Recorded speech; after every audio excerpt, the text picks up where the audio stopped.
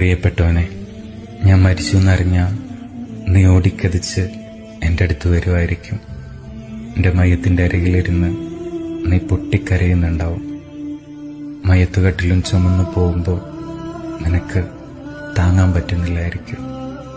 ഖബറിൽ 3 പിടി മണ്ണ് വാരിയിടുമ്പോൾ അല്ലാഹുമ്മ സബ്ബിത്ഹു ഇൻദ സുആൽ വൽഹിംഹുൽ ജവാബ് പൊട്ടിക്കരഞ്ഞ് ചെല്ലുന്നുണ്ടാവും.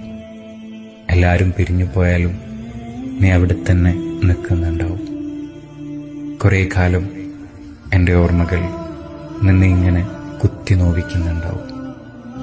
കുറച്ച് കഴിഞ്ഞാൽ ആ ഓർമ്മകൾക്ക് നിരവന്നു തുടങ്ങും. നീ എന്നെ ആണ്ടിലൊരിക്കൽ മാത്രം ഓർത്തു തുടങ്ങും. സാരമില്ല, മറക്കണം.